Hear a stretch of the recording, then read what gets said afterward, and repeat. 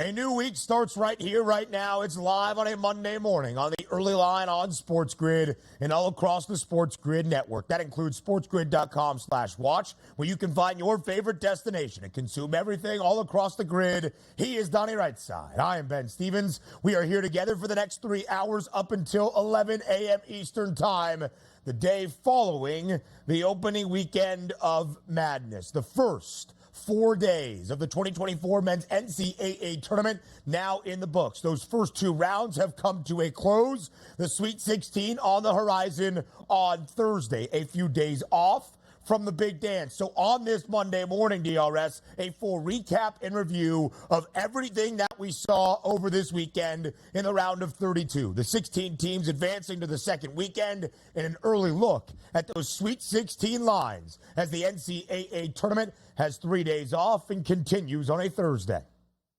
The Sweet 16 should be absolutely tremendous along with the Elite 8. Why? Because the top seeds are moving forward. Upsets are a lot of fun to watch, but then we realize those upsets mean lesser teams moving forward. We didn't really get that all that much. Now, I did lose one of my Final Four teams in my bracket with Baylor, but I also lost one of my future bets in St. Mary's, which was the longest shot, but the other 3 still moving on to the round of the Sweet 16, and I can't wait to watch it play out. We have an awesome week of basketball upcoming.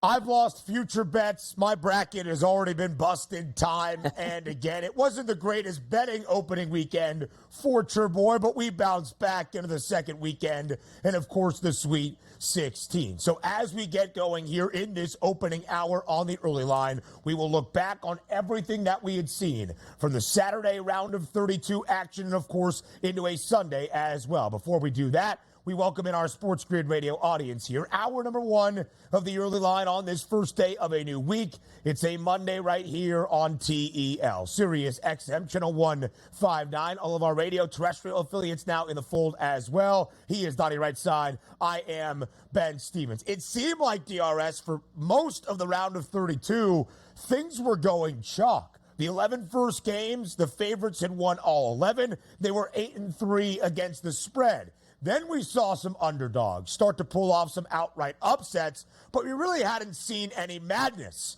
That was until the end of the Texas A&M and Houston game last night in Memphis. Houston was up by 11 points with a minute and a half remaining. And then A&M went on a crazy rally to tie the game in regulation and send it to overtime. But in OT, despite losing Jamal Shedd, Emmanuel Sharp, L.J. Cryer, 4 players fouled out for the Cougs, they find their way to a victory. Houston survives and advances, as is always the key at this time of year, with a victory yesterday over A&M in OT, 195. The Aggies do cover as a pregame 8.5-point underdog.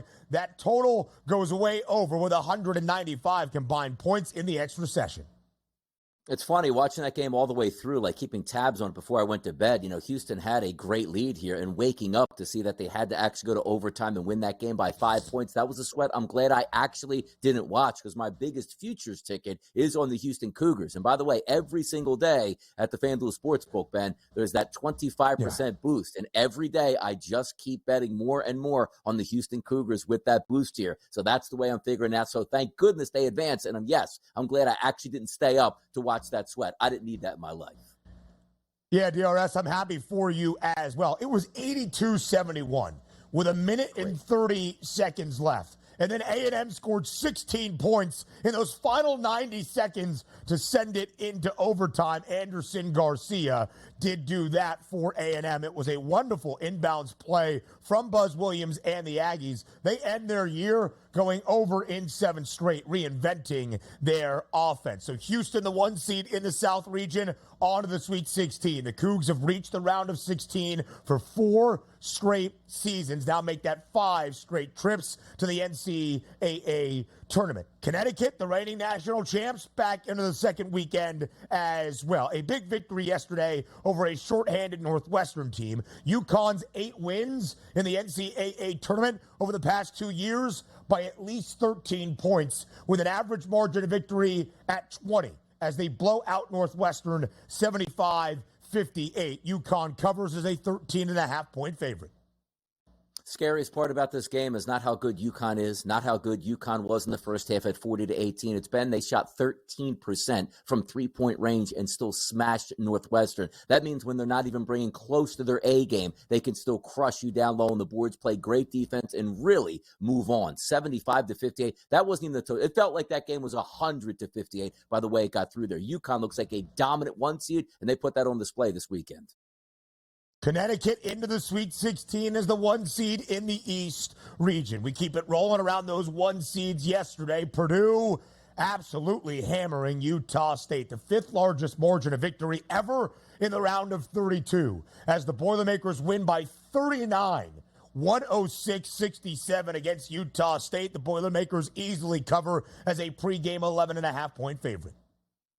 You take a look at that game from Utah State, hung on for that first 10 minutes, but the fouls started to add up, and the Purdue Boilermakers went away in spades. 57 points in that second half for Purdue, almost a 50 spot in that first half. This might have been the best Purdue basketball we've seen in decades there, show up against Utah State. Let's see what they got in the Sweet 16, because now the pressure, quote-unquote, Ben, is supposed to be off.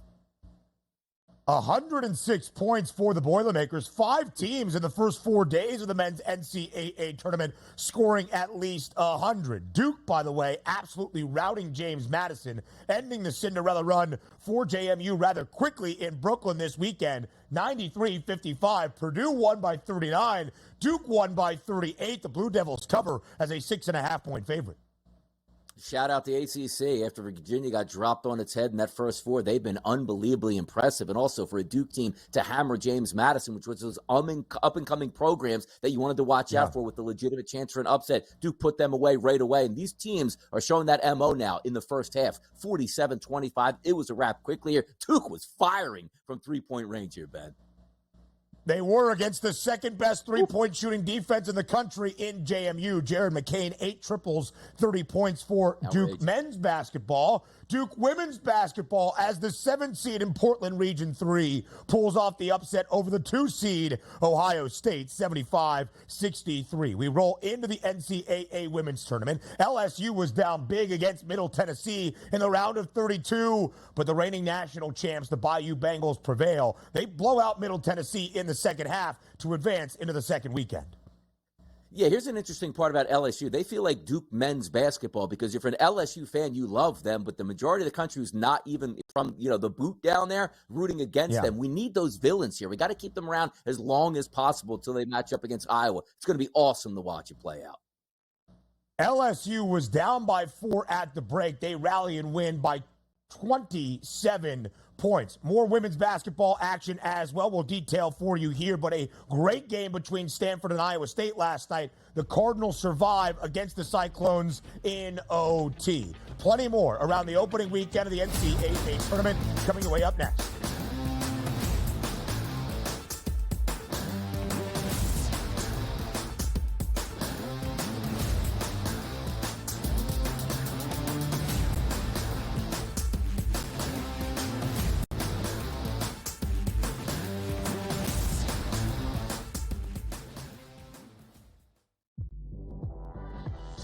Where he is. He's not in the low block. Hey, he's on the wing. Yeah, but he's back. He pounds in. He's throwing elbows, too. That's a man move. That's a grown man move, but he's throwing elbows. The steal. The foul. No call. No call. The Silver Fox missed another one. The humanity. In the corner, Caleb Love. The arms are up. Come on, I haven't had a touch in a minute. 25. Betting above the rim. Only on SportsGrid. Betting in-game, there's a big difference, right? Like the computer changes the number so often. Like, I tried to get this in right now, but in reality, as I saw plus 165 in the arena, they're hitting the shot. And I'm getting this like a couple of seconds late. And even the sports book, like, technology can only travel so fast. Sports Rage Late Night. Only on SportsGrid.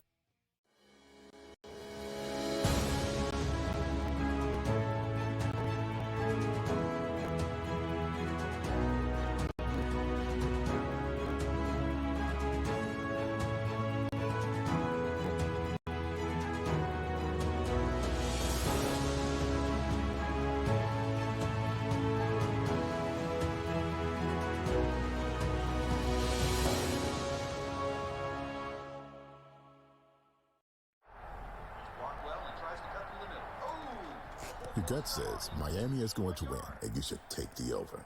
Your gut also said your NFT selfies would only go up in value. They didn't. But your head is on SportsGrid and knows the QB is in concussion protocol. The backup has a 45 QBR against the zone coverage. The New York D has the most sacks in the league. So yeah, trust your head. It's smarter to be on SportsGrid. SportsGrid, your 24/7 sports wagering network. Pro League Soccer, powered by Marca. I would be willing to bet the under 2.5 goals. Fantasy sports today. Especially in head-to-head formats in fantasy, I think I'm going to go with Juan Soto. Game time decisions. People don't like it. I don't really care. I cannot believe anybody is betting the Clippers at this number. Betting above the rim. All I've heard you say on the network is you're either winning or you're rebuilding. In-game live all access. Nobody has been more profitable as a dog than Shaka Smart teams. Winning back-to-back road games. I don't care if they're playing Topeka High. I wouldn't give them any chance whatsoever. In-game live. Prime time. Back-to-back just utterly stinker quarters. In-game live. Overtime. Honestly, as you sit here and listen, watch right now, you may want to consider placing that bet. It's smarter to be on SportsGrid.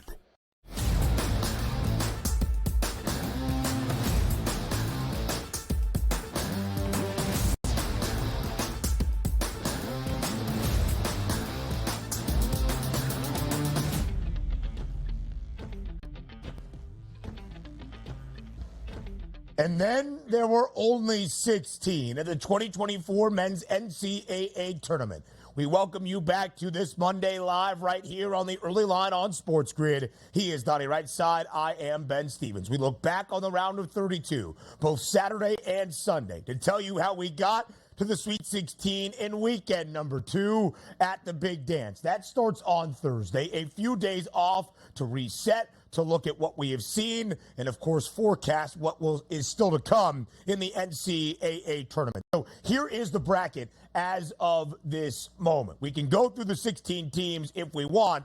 If we can show the bracket for where things stand at the NCAA tournament, there it is. All of the 1 seeds on to the second weekend. All of the 2 seeds on to the second weekend as well. Donnie, let's start with the chalk at the top. This is the first time since 2019, just the 5th time since the field expanded in 1985 that all 8 number 1 and number 2 seeds have reached the Sweet 16. And it's fantastic for basketball. This is what you want. The best teams advancing, the best teams playing each other with centerpiece games that start to flow, because in the first 2 rounds, right, field of 64, then down to 32, you have multiple games on. And when I mean multiple, 3 and 4 games on at a time, now it starts to settle in where you can get that clicker out, go to commercial break, check the other game out live, or if you have multiple TVs, you got them both on here. But I love the fact some people love the Cinderella upsets, and I love them too. They're fun to watch in the moment, as I say, until they have to play next. You go, oh man, UConn was going to have a banger this round. Ooh, Houston was going to have a monster matchup. Now they're going to face a 8 or 9, or let's just say a 12 or 13 seed at this point. I love the fact that the big seeds advance here because it makes more compelling TV for the Sweet 16 and the Elite 8. I loved what happened this weekend overall. The cumulative total of the seeds remaining into the round of 16 is 54. You add up everything, it is 54. It is the 5th lowest number we have seen from that sum into the Sweet 16 in the history of the NCAA tournament. We only have 2 seeds that are higher, or lower, I should say, than a 5. That would be the 6th seed in the West region, Clemson, and the only double-digit seed on to the second weekend. Make that 12 times in the last 13 years. We have seen at least 1 double-digit seed into the Sweet 16. That might be the hottest team in basketball at the moment, NC State, the 11th seed, of course, in the South region and the champions of the ACC tournament. But we start with the East region bracket. What we all thought, Donnie, a week ago at this moment, following the bracket being released on Selection Sunday, would be the gauntlet, the portion of the bracket that would have the most difficult path to a Final Four in Phoenix, and it is still really, really good. On Thursday night in Boston, it'll be the reigning national champs, Connecticut, against the national runner-ups from a year ago. A national championship rematch between UConn and San Diego State. Elsewhere in the East region, the top 2 seeds on the bottom portion of that bracket, Iowa State advancing to the round of 16. They will take on Illinois. The Cyclones, the best defense in the country. The Illini, the best offense in the country. They face off in the Sweet 16 as well. Should be a great one here. And again, UConn specifically picking that Northeast region for that home court advantage. They're going to have that once again. San Diego State, you can't be as far away from home court advantage than what San Diego State is going to face going up against UConn. Now, also, Ben, that game's going to start around 7 o'clock, which is fantastic. UConn fans should be really excited by that. But if you are in the building for the doubleheader, which, again, you don't buy 2 separate tickets, it's for 1 day pass, that second game with Iowa State and Illinois is going to start well after 10 o'clock on a Thursday. Or is that, I believe it's Thursday night. Is that Thursday night or Friday night, that game? Thursday night on that game. So Thursday you're going to be playing well into midnight plus after that. Ridiculous by the NCAA. And by the way, I hate to get on a rant here. I thought it was about ratings here. Like last night, for me, I love college basketball. Watch it all the way through. Games are tipping off well past 10 o'clock on a Sunday night. What are we doing, man? Stack a game at 12, at 2, at 4, at 6, at 8. What the hell were we doing yesterday on a Sunday and also on Thursday night? Ridiculous that these games are going to start that late in a national tournament. Would the NBA Finals ever put a game on at 10:30? No, they wouldn't. No. There should be an hour of separation. I completely agree. Let's tip off the first game at 6:30 p.m. Eastern time. You know what's so funny about how Thursday night the Sweet 16 will work? The East region tip times are actually later than the West region tip times, which are out in Los Angeles, taking in that Pacific time zone. So I've heard from our producers in the back, we're not going to go region by region. We're going to go at the recaps and use those as graphic cover just a little bit later on. So let's look back on what we saw the round of 32 Sunday. Houston and Texas A&M. Then we'll dive through the bracket into our second hour. As we said, DRS, to open up the show, what a wild game it was walking in Memphis last night in a day that really did not feature a ton of madness or thrills. Really a round of 32 weekend that did not. This game in Memphis absolutely delivered. Houston and A&M. Houston up by 11 with 90 seconds left in regulation. It was 82-71. A&M then scored 15 points in the final minute and a half, led by Anderson Garcia. At the end, the buzzer beater, they were down by 3. It sent it into OT at 86 apiece. But it was Houston that prevailed in the end, including Ryan Elvin, DRS, the fourth-year walk-on, onto the floor because 4 players fouled out for Houston, and somehow, some way, the Cougs prevail. It was Elvin going 1 of 2 from the charity stripe to extend the lead for Houston, sealing the victory. The Cougs win by 5, 195 in overtime. A&M, however, does end their season with a cover as an 8.5-point dog. And that's what matters the most, 195 total points. I finally got cooled off a little bit yesterday, hit my first parlay out, and also hit a FanDuel odds boost, and then came into this game, and I needed 2 guys to make 2 3-point shots or more, and I got that. It was Sharp who made 7 of them, Cryer made 3, so they combined for 10 made 3-point shots, but the late night game there, I sort of lost a little bit of my grip on that one, ending up a same game parlay that went down. But I love this, Ben, because you take a look at Houston, and you have a couple different pathways, right? Connecticut blowing teams away here, not facing any adversity. Purdue blowing teams away, not facing any adversity at this point. Houston looks like they faced that adversity and escaped. Sometimes I like that a little bit. Unbelievable here for Houston to hang on with all that foul trouble into overtime here. That shows the sign of a great team here. And I love the adversity moving forward. You escaped one here. Don't let it happen again. It was crazy because Houston is now just the second team in the history of the men's NCAA tournament to have 4 players foul out and to still win a basketball game. A&M reinvented their offense at the end of the season. I thought Houston's defense would maybe win the game for them. No, Wade Taylor and Tyrese Radford going off yesterday, combining for 48 points. The Aggies end the year going over in 7 consecutive games. So as we keep it going around the round of 32 Sunday at the 2024 men's NCAA tournament, our next recap for you, James Madison and Duke, the first game in Brooklyn yesterday. The line actually worked against the Blue Devils by the time we got the tip inside the Barclays Center. 7.5 overnight. Quickly became 6.5 because many people thought the Dukes against Duke would maybe limit what they did from 3. No. because we saw a big game out of Jared McCain. 8 triples, 30 points. Duke wins by 38, cruising to a 93-55 victory. The Blue Devils cover as a 6.5-point favorite.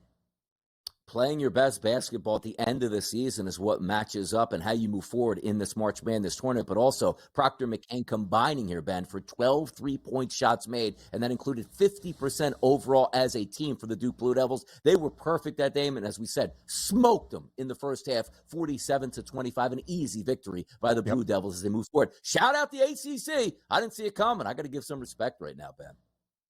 The ACC, a perfect 8-0 in the rounds of 32 and 64. Virginia was the 5th team out of the ACC into the big dance. Of course, the Cavaliers losing in a bad way, only scoring 42 points in Dayton in the first 4. But the ACC, outside of that, perfect, undefeated, as we will detail for you in the rest of this opening hour. We look back on the opening weekend of the 2024 Big Dance and set the stage for the Sweet 16. We do that up next on the other side of the break, live right here on this Monday on the Early Line.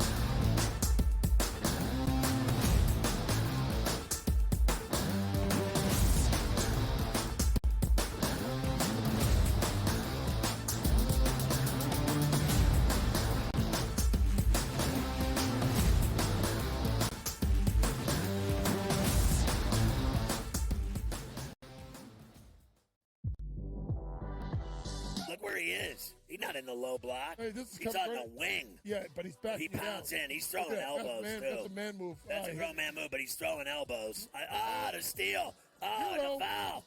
No call. No call. The Silver Fox missed another one. The humanity. In the corner, Caleb Love, the arms are up.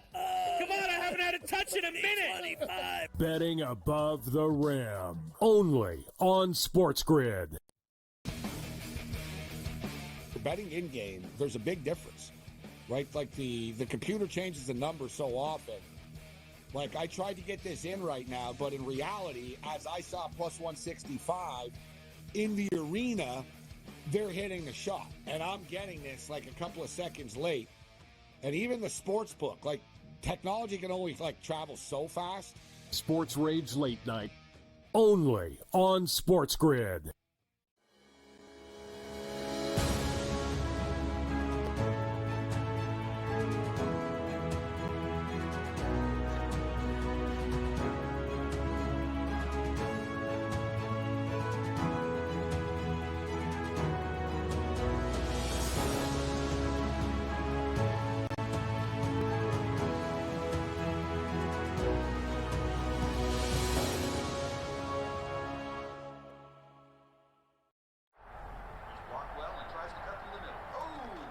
Your gut says Miami is going to win, and you should take the over. Your gut also said your NFT selfies would only go up in value. They didn't. But your head is on SportsGrid and knows the QB is in concussion protocol. The backup has a 45 QBR against the zone coverage. The New York D has the most sacks in the league. So yeah, trust your head. It's smarter to be on SportsGrid.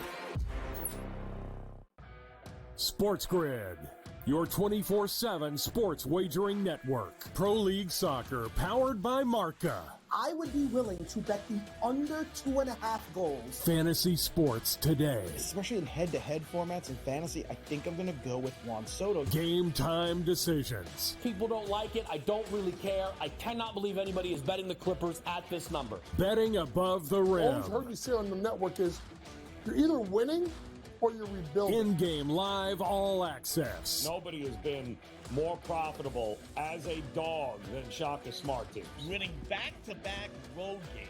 I don't care if they're playing Topeka High. I wouldn't give them any chance whatsoever. In-game live, prime time. Back-to-back, just utterly stinker quarters. In-game live, overtime. Honestly, as you sit here and listen, watch right now, you may want to consider placing that bet. It's smarter to be on SportsGrid.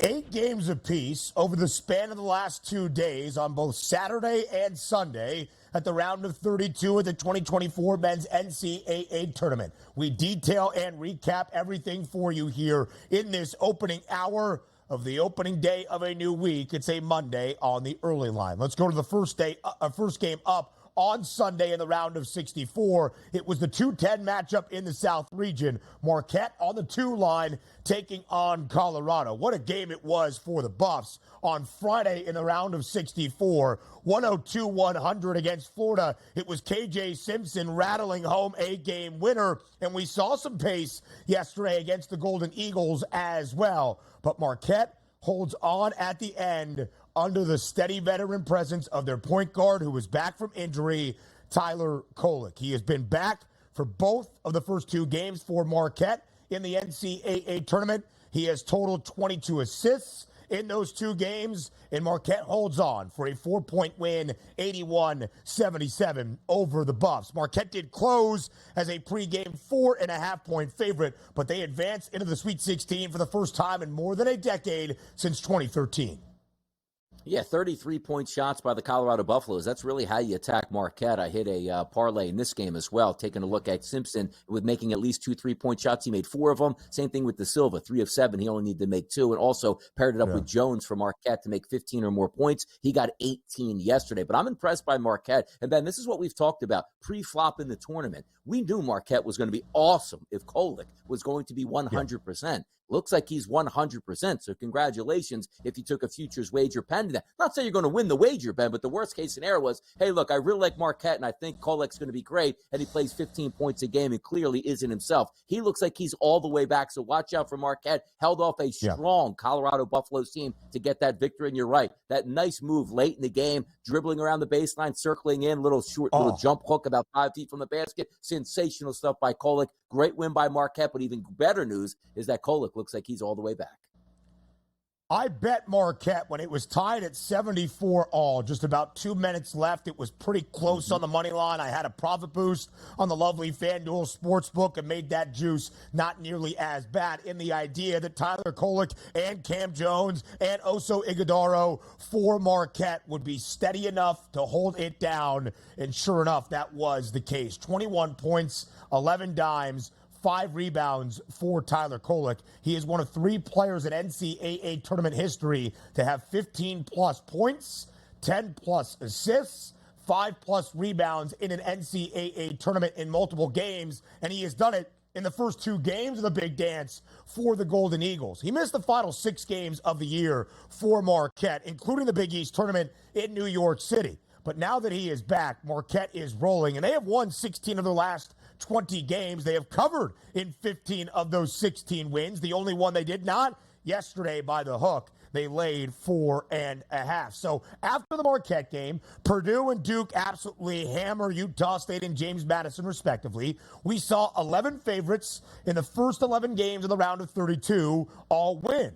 And those favorites, DRS, were 8-3 against the spread. We were waiting on an underdog, even to cover a margin more frequently, or to win outright, and we finally got that in our next game in the round of 32 on Sunday. The first game in Memphis, it was the 3-6 matchup in the West region, where the 3 seed is now out, and the ACC prevails with their 6 seed in that portion of the bracket.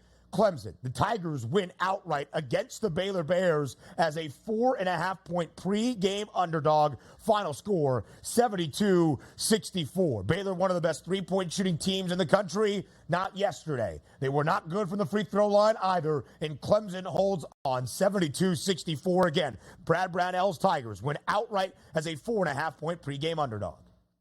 Surprised by this one. I had high hopes for Baylor. There's one of those, non-1 or 2 seeds to try to advance into a Final Four. Weren't able to get it done. And by the way, Clemson was the better team all the way through. But as we take a look about collapses late, Baylor came on strong at the end and had a chance shooting double bonus 2 free throws 2 points late and bricked both of those free throws from an 80% free throw shooter. Tough scene for the Baylor Bears, but Clemson holds on and moves on. And again, shout out the ACC, but that was one of those where I would have loved to have seen a comeback where he looks like Clemson was the clear winner all the way through for Baylor to steal that game. Weren't able to do it, but credit Clemson for hanging on there. So Baylor, one of my final 4 teams in the bracket. Didn't have a future on them, but I got there in the bracket. They're down already, but a good performance by Clemson on defense. Big day out of Chase Hunter. He had 20 points to lead it for Clemson, but Donnie's right. It was really the defense. 136 total points between those two teams. Stayed well under a pregame total around 145.5. Jacoby Walter is the guy that DRS was mentioning. Baylor made a furious comeback in the final 3 minutes after a missed shot, and Jacoby Walter, or actually after a turnover, Jacoby Walter tracked down. He was fouled by P.J. Hall, Clemson's best player. It fouled Hall out of the game, and Baylor was already in the double bonus. Jacoby Walter walked to the charity stripe, an 82% free throw shooter this year, and clanked both. He was 5 of 11 from the free throw line. Baylor was 16 of 26 as a team. And the Baylor Bears, again, the third best three-point shooting team in the country, averaging nearly 40% from beyond the arc this year, 6 of 24 in its biggest game of the year, but one of its worst offensive performances of the season as well. Clemson advances into the Sweet 16. We'll talk more about the ACC in just a little bit. The most chaotic game of the day, DRS, was wild. It seemed like every time Alabama or Grand Canyon touched the basketball, somebody was flying on the floor, and nobody had any idea what to do with that basketball as well. Ultimately, Alabama prevails 72-61. One of my only good caps of yesterday was thinking the pace would be nowhere close to what we saw between Alabama and Charleston in the round of 64 Friday. Total closed at 172.5. 72-61 stays well under. However, the Crimson Tide do cover as a pregame 5.5-point favorite. Yeah, you're not going to win very many basketball games, and that was certainly a foul fest. 37 free throws shot by Grand Canyon, but how about this? Only 32% from the floor, Ben, 62% from the free throw line, and 10% from three-point range. This was half of an odds boost on Sunday from the FanDuel Sportsbook that needed Alabama to win their basketball game and then Houston to win their basketball game, which both of them did cash, but it was real hairy late in both of those games as they set up. But that was a nice finish for Alabama and a Grand Canyon team that if they – I don't want to say look, they're leveling up in competition, playing a very talented team in Alabama. But if you just could have said before the game that, hey, Grand Canyon's going to bring their average game into this one, they probably beat Alabama. They just brought their D game into this one and ended up getting beat by 11 points when, quite frankly, Alabama didn't play all that well either. It's a shame that Grand Canyon, they could have been one of those Cinderella teams that moved forward, and a lot of the country would have started to open their eyes on that team here. But Alabama gets the victory and moves forward as the higher-seeded team. It is really interesting, DRS, when you look at what a 29-win team pre-tournament does. They end with 30 wins this year, does GCU, after pulling the upset against St. Mary's and look very composed down the stretch against the Gales. Did not look composed and, in fact, rather confounded at the end of that basketball game. 2 of 20 from deep, 23 of 37 from the free throw line. In the game they lost by 11. A couple of those buckets go down, and it's not nearly as sporadic. Maybe Grand Canyon stays in it, but Alabama advances to the Sweet 16 for a second consecutive season. Same story for San Diego State. Some of those teams that pulled off the stunners on Friday in the round of 64 ran out of gas on Sunday in the round of 32. Yale knocked out one of my Final Four teams, and a national championship ticket I had on Auburn in the round of 64 Friday, but Yale didn't quite have it against San Diego State on Sunday night. The Aztecs, the reigning national runner-ups, caught fire from three early and never looked back. SDSU wins 85-57, nearly a 30-point margin. San Diego State easily covers as a 5.5-point favorite. You just take a look at the bottom line in this game for San Diego State. Usually their calling card is defense, which, again, they held Yale to 57 points. But on offense, topping 85 wide, shooting 53% as a team, which included 48% from three-point range and from volume, 13 of 27, and then got to the free throw line 17 times and converted 14 of those, shooting 82% as a team. Good win for San Diego State. And on deck, they're going to have to bring that same intensity on defense, that same three-point shooting to the ballpark here to see if they can win up in Boston. A rematch of last year's national championship game between UConn and San Diego State. It's the second game of the day on Thursday evening in the Sweet 16. Total was 128.5 last night between Yale and San Diego State. Closer to 130 in a hook in most spots. It does go over. Jaden Ledee, an All-American this year, 26 points to pace the Aztecs. Now we go back to Saturday to look at what we saw in the round of 32. DRS, you and I were together Saturday night in New Jersey, breaking everything down on Bracket Central alongside Joe Lisi. Lisi and I were both on the Spartans, expecting a closer game than what we saw. You were wearing the Carolina blue of North Carolina, the number one seed in the West region, and you were spot on. UNC, a huge second half, 85-69, the victory for the Tar Heels. They are back into the Sweet 16. North Carolina covers as a 3.5-point pregame favorite. You knew R.J. Davis would play well. You're hoping Cormac Ryan made a couple three-point shots, but nobody expected Ingram to go 5 of 7 from three-point range, scoring 17 points and tipping in. They're having 7 rebounds as well. North Carolina was really good in this game. I wouldn't say start to finish because Michigan State had that early lead, but when you're taking a look at that second half and the end of the first half, Carolina really turned it on here. Once again, the theme for me this morning, shout out the ACC, bringing their A game across the board when that's a conference I wasn't even looking at for futures, Ben. We will finish our conversation about the ACC, who many thought had a down year in what is the premier league, at least historically, in college basketball. But the ACC has sent at least one team to the Sweet 16 every year since 1985. They've got 4 this year. More on the early line next.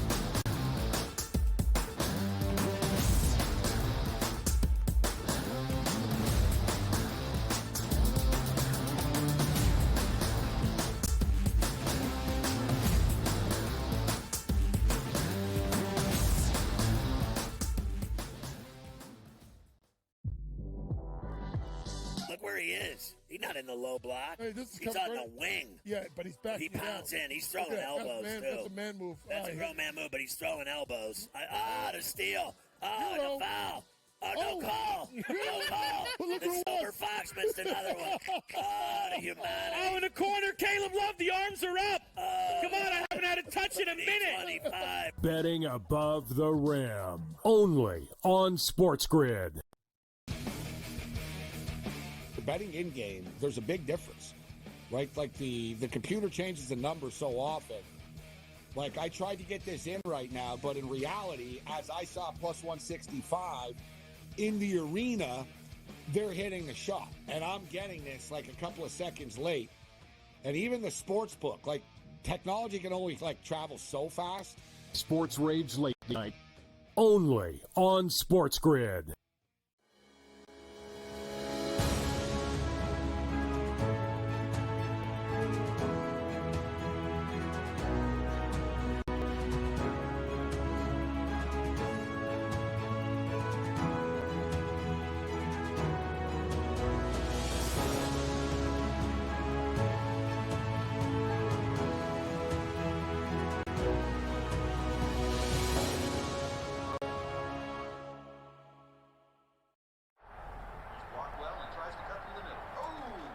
Your gut says Miami is going to win, and you should take the over. Your gut also said your NFT selfies would only go up in value. They didn't. But your head is on SportsGrid and knows the QB is in concussion protocol. The backup has a 45 QBR against the zone coverage. The New York D has the most sacks in the league. So yeah, trust your head. It's smarter to be on SportsGrid. SportsGrid, your 24/7 sports wagering network. Pro League Soccer, powered by Marca.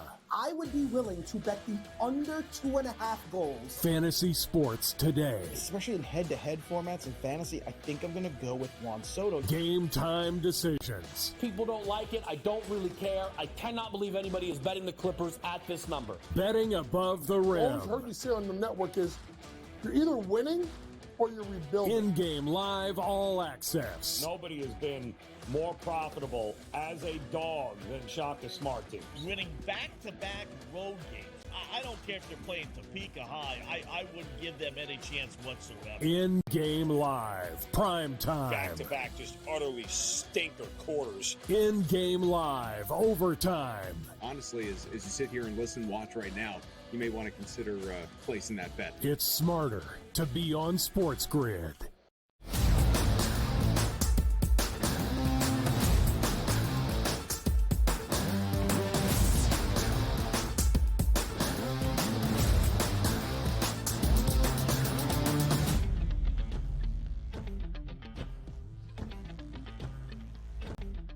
Live right here on the early line. It's the opening hour of the opening day of a new week on a Monday. Looking back on the opening weekend of the 2024 men's NCAA tournament. What a couple of matchups we had early on the round of 32 Saturday. Blue blood battles on paper, regardless of how you define what that term is in college hoops. We just told you North Carolina prevails. They were down by 12 early in the opening half against Michigan State. UNC wins by 16 and easily covers as a 3.5-point favorite. Gonzaga was down by 1 at the break in the 4-5 matchup in the Midwest region against Kansas, two of the winningest programs we have seen in the history of college basketball in the last 10, 15 years.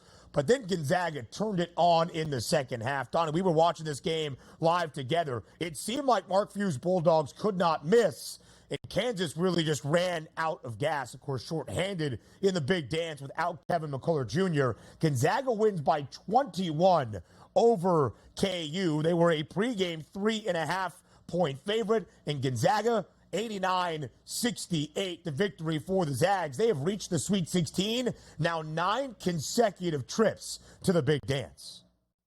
Yeah, you're taking a look at that game overall, and obviously you're down some starters for Kansas, but Dickinson started that game off, Ben, tremendous. He only finishes up with 15 points, and that really was a microcosm of that second half, because if you're playing at elevation, you're saying, all right, we have a little bit of a shortened bench here for Kansas, and it looked like Gonzaga used that to their favorite in the second half, winning that 46-24 overall, but it was a runaway. Like, Gonzaga couldn't miss, it felt like, for the entire second half, no matter what Kansas was going to do. They would have to shot the lights out from the free throw line, the three-point line, and also from the field. They weren't able to do that. And quite frankly, a lot of people thought Kansas probably could have gotten knocked out in round number 1. They didn't. They advanced to round number 2, but we talked about it on set on Saturday. I don't think too many people are like, you know what? Now's the time to buy into Kansas. I got to run to the Sweet 16, the Elite 8, or even the Final 4. I think most of us were thinking if Kansas got through game number 1, which I actually had them in my pool to do, in game number 2, they would meet their maker, and they did. Gonzaga was tremendous in that second half. And that team now, for a 5-seeded Gonzaga Bulldogs, that I don't know if everybody outside of Spokane, Washington expected them to do much here, but it looks like they're on point right now, and they could do some big things coming up this weekend, Ben.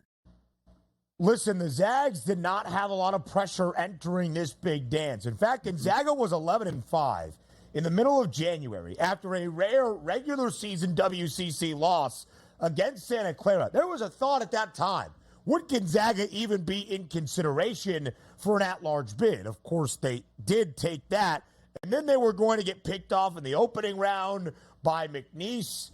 Nope. Won that game by 21. Gonzaga has not lost in the round of 64 since 2008. Oh, maybe Kansas, even shorthanded, getting stretched by Samford, would find their footing. Market buyback on the Jayhawks. Gonzaga says nope. Wins by 21, covers as a 3.5-point pregame favorite. And Gonzaga has now reached the Sweet 16 for 9 consecutive seasons. There are 7 programs around the country that have reached the Sweet 16 with an active streak of multiple years. That's 2+. Only 2 have been there 5 or more seasons. That's Houston and Gonzaga. And Gonzaga's done it 9 times in a row. Sure, they haven't reached the pinnacle. They haven't won a national championship yet, but as consistently successful as you will find in the NCAA tournament. What a game it was, DRS, in the 11-14 matchup in the South region. NC State, the 11 seed, who had won 6 consecutive games, 5 in the ACC tournament. Opening round game, throttling Texas Tech. against America's sweethearts on Saturday, Jack Golke and the Oakland Golden Grizzlies. Game goes to overtime. It was an absolute battle, but in OT, NC State pulls away. They win 79-73. They were a pregame 6.5-point favorite. So Oakland does cover by the hook. Total over 146.5 does go over. And despite 6 threes from Jack Golke and a huge game on the other side as well from Trey Townsend, it is NC State that prevails as DJ Burns posts his second double-double of the year. The big man for NC State has the pack into the Sweet 16. Yeah, the shame of it is we love storylines, Ben, in NCAA March Madness, right? And the reason why we wanted Indiana State, it wasn't so much that we thought they could make a run to the Final Four, but the storyline was the big man, Avila. It would have been so much fun to watch him play out, the memes going, also the nicknames that he has. But Jack Golke comes into our lives, who most people aren't watching a lot of Oakland basketball in the regular season. But once you got to the tournament here, we saw something impressive, 10 of 20 from three-point range, saying, how can he back that up? And we were on set on Saturday night saying, you know what? As we end the show, he's got 3 at the half. No doubt he's coming out in the second half firing, which he did and made 3 more three-point shots, which to get 6 of them was, I believe, a plus 112, 2-to-1 price here for him to make 6, which we hit that one on Saturday night. But it's a shame that they lost this game. For me, look, NC State, look, I'm sorry I wasn't familiar with your game before the ACC tournament as you ripped through their 5 wins in 5 nights, and now you get into March Madness and they continue to win. But it just felt like if you had one of those underdogs, give us a storyline, because you're telling me right now, if the Sweet 16 showed up and Oakland played either on Thursday or Friday night, Golke wasn't shooting another 23-point shots, we could bet on that and watch the funness of it. It's a shame their run came a little bit short, but once again, credit the ACC, an 11-seed NC State Wolfpack who never should have been in the tournament, saying, oh yeah, you thought we shouldn't be in here? Look at this run we're about to go on, and who's going to stop this hot streak right now? Maybe it comes to an end in the Sweet 16, but good for the Pack even getting there. The Wolfpack ended the year 17-14. They dropped 7 of their final 9 games. They ended the regular season on a 4-game skid. They played on the opening day in D.C. in the ACC tournament and were down against Louisville in the opening half. The Cardinals, the worst team in the ACC.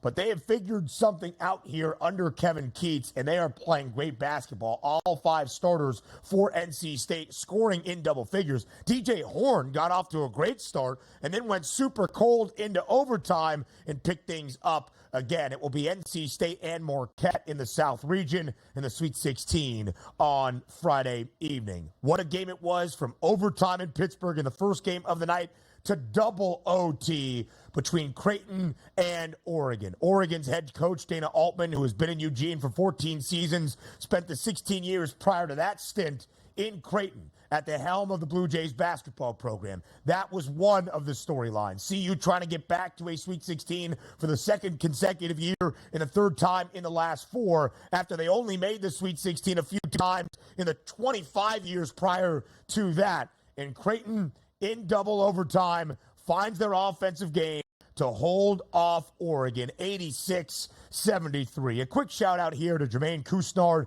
and N'Faly Dante for Oregon. They combined for 60 of 73 points for the Ducks. They scored all but 2 points for Oregon in the second half, and into that first overtime, just ran out of gas in that second extra session as Creighton wins by 13, 86-73. DRS and I had the over of 145.5. Yep. Never a doubt. That's one for the good guys right there. And also for me, one of my futures tickets here, who I have 3 left out of 4, was on Creighton. Would have hated to see them go down. And also, quite frankly, my favorite future, as we already talked about in Houston, they went to overtime and survived. So a little bit of good breaks there moving forward. But yes, Dante, I mean, you have a center that goes for 28 and 20, and you lose that basketball game, which is incredible. Kalkbrenner was very good on the opposite side as Creighton's big man as well. But Creighton moves on and survives this one. And once again, I don't know how to use this, but typically I like to see a team that gets stressed and goes to environments you don't want to be in, which means loser goes home in double overtime, where these games, it looked like Oregon had this game wrapped up, and then Creighton had this game wrapped up, and then you find yourself in double overtime. Great overall performance, but you're right about that. This game had no business going over the total. When you stack on an extra 35 points in extras, that helps and goes a long way as we cashed in that total also. Yes, we certainly did. What a matchup it is going to be in the round of 16 in the Midwest region. Creighton, the 3 seed, they're on to the Sweet 16.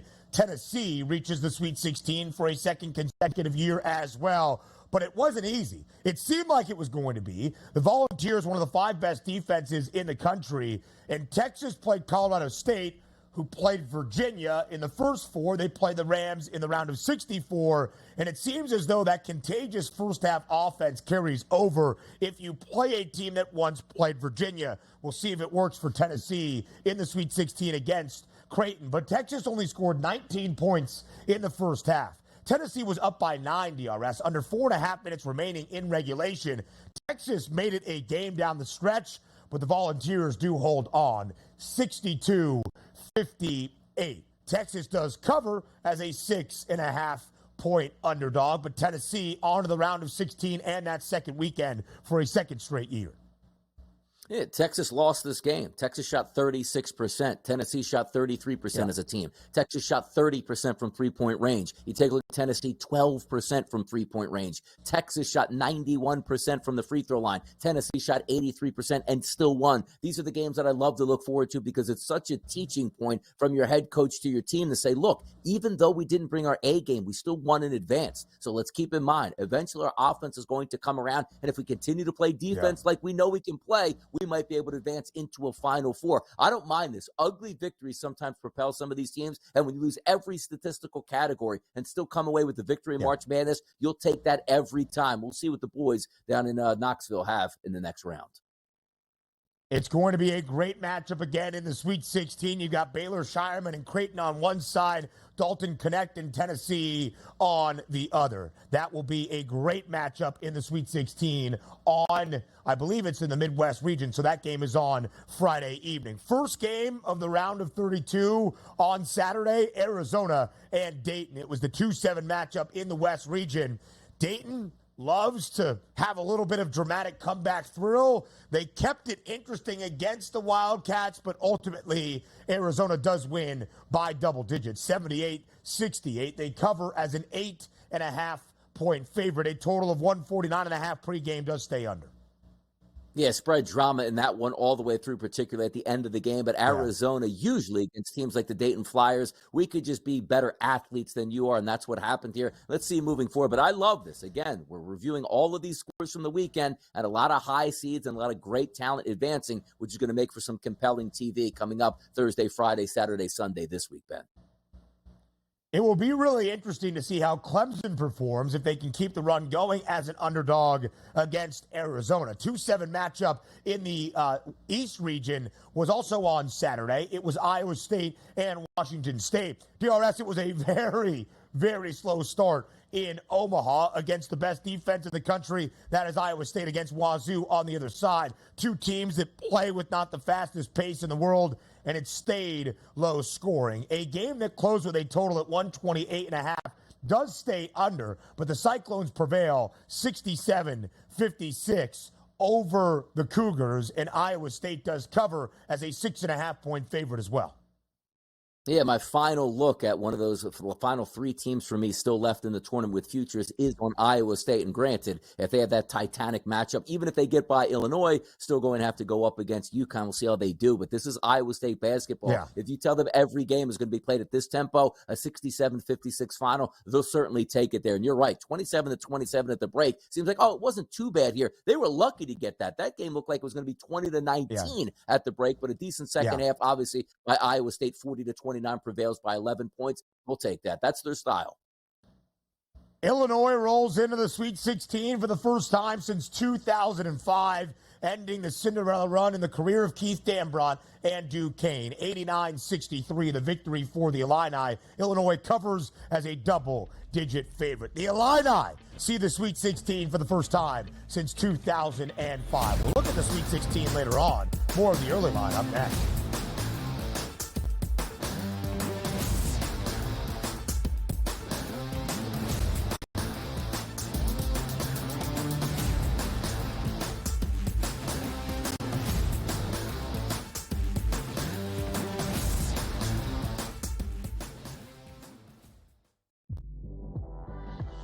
Look where he is. He's not in the low block. Hey, this is he's on the wing. Yeah, but he's back. He pounds in. He's throwing elbows, too. That's a man move. That's a grown man move, but he's throwing elbows. The steal. Oh, no foul. Oh, no call. No call. The Silver Fox missed another one. Oh, the humanity. Oh, in the corner, Caleb Love, the arms are up. Come on, I haven't had a touch in a minute. 25. Betting above the rim. Only on SportsGrid.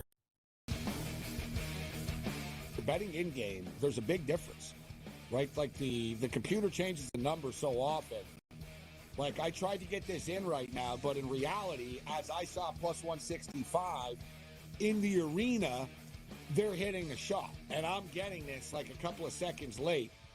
And even the sports book, like, technology can only, like, travel so fast. Sports Rage Late Night. Only on SportsGrid.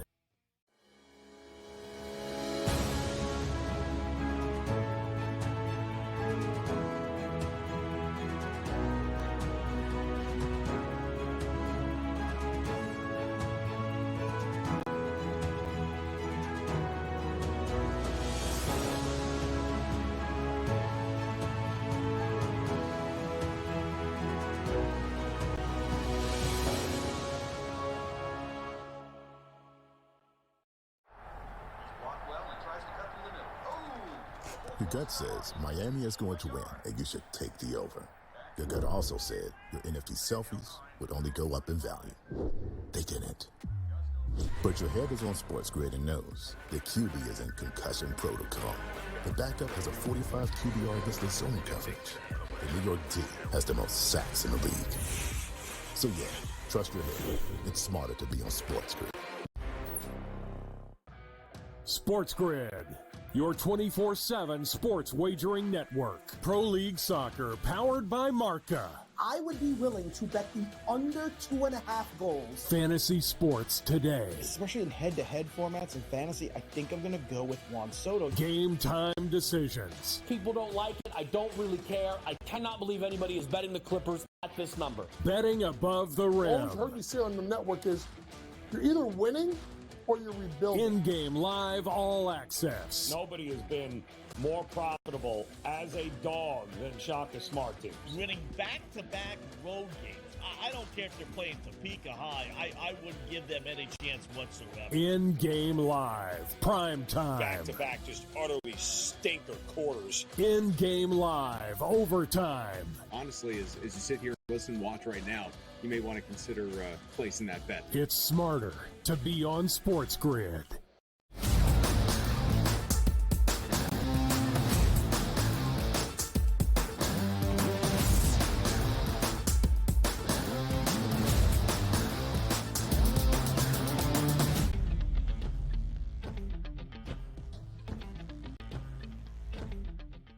Live right here on the early line, rounding out our opening hour on this Monday, recapping all the action that we saw from the round of 32 in the 2024 men's NCAA tournament. And then into our second hour, we will set the stage for the Sweet 16 and beyond. Two very dominant performances yesterday, DRS, by two number one seeds. First in the Midwest region, a 39-point win for Purdue, 106-67 over Utah State. Probably the Boilermakers' best performance in the Big Dance in the last 5 years. It was the fifth largest margin of victory in the round of 32 we have ever seen in the NCAA tournament, and Purdue never looked back. They were actually down about 8 minutes into the game, 15-14, but then chaos set in for the Aggies, and Purdue took control from there. The Boilermakers easily cover as an 11.5-point favorite.